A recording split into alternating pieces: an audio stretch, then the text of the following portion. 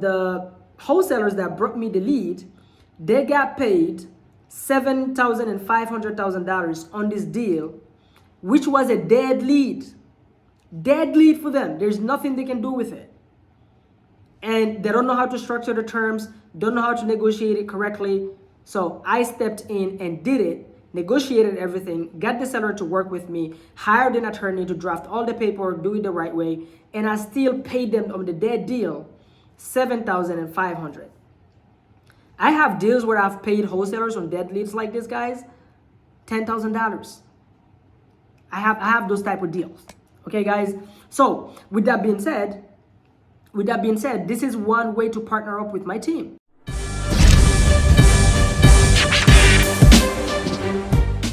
Boom, guys, welcome to my YouTube channel. My name is Mamadou DLO. If we never met before, guys, full-time real estate investor, and this channel is all about helping you how to be successful in your own real estate journey. Guys, I've been in real estate for over 3 years now, full-time, done it all, fix and flips, buy and holds, Airbnbs, raising private capital. We buy a lot of properties using creative finance as well, where we buy properties. I'm actually sitting in one right now that we bought with no money, no credit, no credentials, no license. And we'll go over all these different strategies. But today's show specifically is all about the number one question that I get all the time is, hey, Mamadou, how do we actually partner up with you on deals? How do we do deals with you and your team? I get this question all the time in my TikTok DMs, on my Instagram DMs. I get these questions all the time. I get emails about it. When I go into real estate meetups, I get questions about it. So guys, today is the perfect example. Today's show is actually perfect timing because I'm actually sitting right now in one of the Airbnbs that I own, and this Airbnb is gonna bring us about $10,000 to $11,000 a month easy. This is a 5-bedroom, 4 bathrooms, just finished designing everything, just went live on the market. And I bought this using none of my own money, no credit, no credentials, nothing, none of that, right?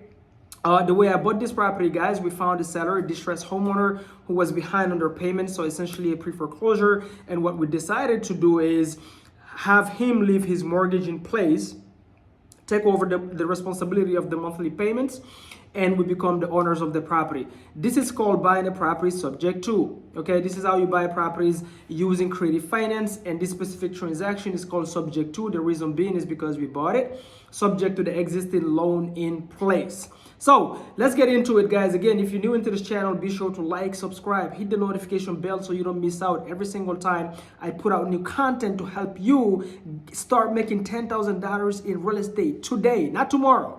Today, with all the strategies that we apply in our own business to be successful. And so, guys, here is why is the perfect example, this Airbnb that I own and I'm sitting in here right now. Why is this a great example? Because this property, actually, guys, the way I got it, I didn't have to call the homeowner. Okay, I didn't have to skip trace a list. I didn't have to pull a list. I didn't have to do none of that to get this deal. What happened is there is wholesalers here in Maryland. What they did is they started marketing and they found this lead, and they found out that this lead is not going to be a good fit for cash.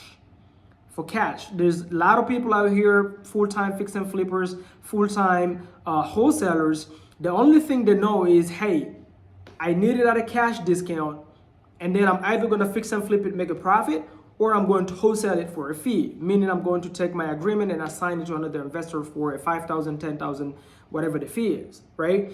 But this particular property here, it didn't work. Why? Because the seller owed a little bit too much on his mortgage for a cash traditional transaction to work, right? So he owed about $307,000 on this property. And any cash buyer, based on the renovations, right now the property look, I don't know if you guys can see behind me, if I move a little bit further, if you can see it. But this property, we renovated everything in this property. We did everything. Brand new kitchen, brand new flooring. The only thing we probably didn't change is the roof, brand new garage, everything, new bathrooms, everything, guys. Design it and furnish it for Airbnb, right?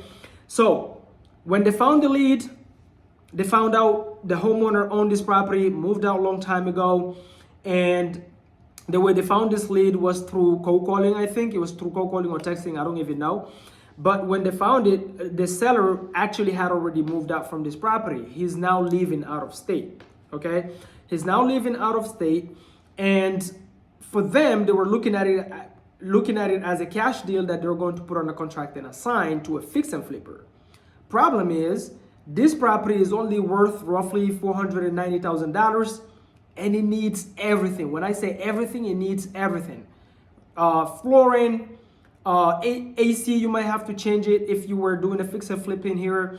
It needs new bathrooms, new garage, new deck, right? So a fix and flipper would walk in here and go, man, if I have to renovate this property, I would probably have to spend $90,000 to $95,000 in order to get it up to speed to market standards, and then list it on the market to potentially make $30,000 if I'm lucky. Man, the numbers doesn't make sense. I have to buy this thing way lower than what the seller owed.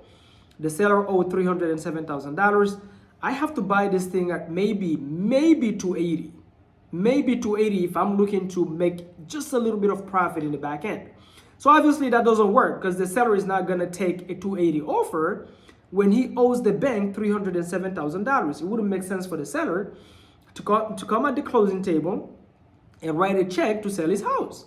So obviously that wasn't a good fit. So those wholesalers, what happens now is they're like, man, we cannot wholesale this thing. The numbers doesn't work. Man, this is a dead deal for me. But let me call Mamadou. I see him all the time putting out content. I see him walking properties where he's always talking about buying these properties with no money and no credit, right? And then they also buying properties whether they have negative equity, they have zero equity, right? If you're sitting there and you don't know what equity is, guys, if a seller owns a property and they owe Wells Fargo $325,000 on that property, and they can only sell it for $350,000. If you're new into real estate and I ask you how much equity they have, you might tell me, well, they have $25,000 in equity. Guys, the reality is they don't. They actually have negative equity. They actually have negative equity. That seller, if they were to list it on the market, they would probably have to write a check to sell their property. Why am I saying that? Why are you saying that, Mamadou? They only owe Wells Fargo $325,000. And you saying they can sell it for $350,000, guys, because when you sell in a house, what happens? You have, as a seller, you have expenses. Most real estate agents are not educated to educate you on this as a homeowner when you're selling a home. But normally, every real estate agent that knows their job and is ethical and is educated should be giving you what is called a seller's net sheet. What is a seller's net sheet? A seller's net sheet is a document that breaks down all the numbers up to the net money that you walk away with inside your pockets. Not the listing price. You don't walk away with the listing price. There is expenses on that listing price. So when a real estate agent go, hey, not a problem. You owe Wells Fargo $325,000. I promise you I can sell this thing for $350,000. You're sitting there thinking, oh, wow, sweet. I'm going to get $25,000. No. You're not going to get $25,000. He's going to list the property for $350,000. You're not walking away with $350,000. You, the seller, most real estate agents will not tell you this. You, the seller, you're the one who's covering for your real estate agent, which is the seller's agent representing you to sell the home, and the buyer coming to buy the home from you, right? That buyer, 99.9% of the time, is also represented by another agent. We call that the buyer's agent. You, the seller, is actually the one also paying that buyer's agent. Oh, you didn't know that, did you? You pay for both agents. So as a seller, when I list my home here in the US, throughout the whole country, if I list the home on the market and I list it at $350,000, doesn't matter what the number is actually. I, the seller, I am the one paying for the buyer's agent and the seller's agent. That's 6% right off the top. That means if I list the home at $350,000, right off the top, 6% is going to the real estate agents. This is called commissions. The seller's net sheet that the agent is supposed to present you with, break down these numbers. And then you have another percentage, another 2%, that's going to go towards, because obviously real estate is regulated, right? You gotta go through title attorneys, closing attorneys, or title companies to close on the transaction. Those people also have to get paid. That's called closing fees. Who's paying for those fees? Again, who? The seller. You list the property to sell it, you're the one who's paying for it.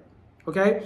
So another 2% that goes towards closing costs, miscellaneous fees. There is always something extra that you gotta pay at close of escrow.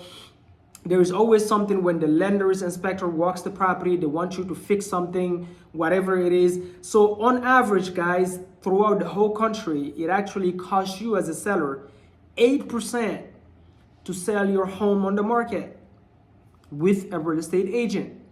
That's right off the top. 8% gone. So 350, I'm walking away with minus what? 8%. And then after that, if I'm not a financially savvy person and I don't understand taxes, tax write-offs, and so on, guess what? Even after that, now, if you have any money left, by the way, on the 325 Wells Fargo loan and 350 scenario on the sales price, you're already negative. Okay, but let's talk about the scenario where maybe you have a little bit of equity, you're walking away with something. If you're not financially savvy, the remaining money is actually going to who? To Uncle Sam, going to the IRS, which is where most people send their money because they're financially illiterate. Okay, but this is not the show for it. So what happens? So the wholesaler is sitting there saying, you know what, this is a dead deal. Cash doesn't work. So they called me, hey Mamadou, we have this lead. The seller is motivated. He's out of state. He was renting this. He's tired of dealing with toilet leaks, dealing with the tenant. The tenant is paying. Sometimes they're paying. Sometimes they're not paying. The house needs renovation. He's over dealing with it. He just want to kick back, retire. You know, he's ex-military. Like they've moved out of Maryland, and now he just want to chill. So he's definitely motivated, willing to sell the property. I said, guys, no problem. What's the situation? And they tell me why it's not working for a cash offer. I said, fantastic, guys. Here's what we're gonna do. Let me talk to the seller, and when I talk to the seller, I convince the seller, okay, guys, to leave the loan in his name. This is a VA loan. He's an ex-military. This is a VA loan. Like for example, right now, most of you are crying about interest rates on the market. Well, guess what? I don't have to worry about it here with a VA loan. His interest rate is like, I think 3.25%, or the max is 5. I don't even know, guys, but it's super low interest rate. I don't have to worry about it. I said, hey, would you be okay leaving? So everybody else is telling you they're only gonna buy it at 280. I'm coming in here. I'll just take over your underlying debt. I'll buy it for exactly what you owe. How about you just let me take over the responsibility of the monthly payments? You leave the loan on your name. I keep making those payments, right? I keep making those payments, and then I do whatever I want with the property. The deed and title transfers to my name, and now I own the property. It was like, whoa. Okay, how does it work? Guys, I'll put a link in the description below. I have a whole series. This video should be part of a creative finance deals series. So I have multiple videos explaining the whole mechanics of, you know, how we structure these deals, mechanically how it works with the title companies and all of that. I'm not going to go through it here. But basically he said yes. Why? Because everybody else is offering him 280, and I'm offering him the full asking price, which is the 307. Not only that, I even offering him, hey, how about I just put $5,000 in your pockets? How about I put $5,000 in your pockets for your trouble of wanting? I've bought properties, guys, where I gave the seller zero. But personally, right now, for me, it's just a personal thing, an ethical thing, and a moral thing. If I buy a property from a seller and they're willing to leave the loan in place, because what is the benefit for me as a buyer? Is I don't have to go to Wells Fargo, I don't have to go to Chase, I don't have to go to Bank of America and qualify for a loan, show my credit, all that fun stuff. They're willing to leave the credit on their name, trust me to make these monthly payments on their behalf, right? Even though they're benefiting from it because they're selling it for what they're asking. Some of these sellers, because they're distressed homeowners, is fixing their credit. There is nothing better to have on your credit history record than a performing loan. Nothing better. So now they have a performing loan on their credit, right? So they have that benefit. But what is my benefit? The seller is giving me the benefit of avoiding Chase, Wells Fargo, all that crap, all these lenders. I don't have to show my credit, my pay stubs. I don't have to show my financials. I don't have to show my bank statements and then have to bring my own money, right? I can literally go to somebody else and bring the money that I need to do this property, which I'm gonna go over. That's exactly what we did here. There's zero of my own money inside this property. Okay, guys? So that's the benefit. So I said, hey, are you willing to do that? Yes. Oh, you're also gonna give me $5,000? So now instead of me having to write a check and sell my home, I'm actually gonna get $5,000 in my pockets? I said, yeah, absolutely. So gave him $5,000. The wholesalers that brought me the lead, they got paid $7,000 and $500,000 on this deal, which was a dead lead. Dead lead for them. There's nothing they can do with it. And they don't know how to structure the terms, don't know how to negotiate it correctly. So I stepped in and did it, negotiated everything, got the seller to work with me, hired an attorney to draft all the paperwork, do it the right way, and I still paid them on the dead deal $7,500. I have deals where I've paid wholesalers on dead leads like this, guys, $10,000. I have those type of deals. Okay, guys. So with that being said, this is one way to partner up with my team. Is if you run into sellers that have negative equity, no equity, pre-foreclosure, right, upside down, whatever it is, doesn't matter what type of loan except hard money. We don't touch hard money loans, okay? Or ARM loans, meaning adjustable rate mortgages. Those are interest rates that are not fixed, right? The lenders can change it on you. If that's the case, then we don't want to deal with that. But outside of that, guys, the number one way to partner up with me and my team is to bring us this type of leads. If you don't know what to do with them, we know exactly what to do with them, and we'll get you paid. The second way is how the funding partner, who is Stacy Thomas, right? Love you, Stacy. She's my funding partner on this deal. So guys, I negotiate, that's one part. So I bought the property without none of my own credit, no credentials, none of that. I got these wholesalers paid on a dead lead, guys, they got paid. And now I obviously have to bring money for the closing fees, $5,000 to the seller, renovations, designing, furnishing, all of that, right? Well, guess what? I don't want to use my own money. Why? Because I'm a smart investor. Smart investors don't use their own money. They leverage other people's money. They use what is called OPM, other people's money, and buy assets, right? So guess what I did? I went to a smart lady like Stacy and said, hey, Stacy, I got a great deal. It's an Airbnb. It's going to bring about $10,000 to $11,000 a month. It's in a great location, right? And how about you bring the money that I need? So the money that I needed on this property, guys, is a little bit over $93,000 with everything included, okay? I'm not going to go into these details here, but it's basically covering all the closing fees, renovation, holding cost, marketing fees, is covering designing, furnishing, paying the designer, all these things, okay? Everything, all the money I need to get into the deal, buy it and have it as a performing Airbnb. I went to Stacy. Stacy's like, man, perfect timing, Mamadou.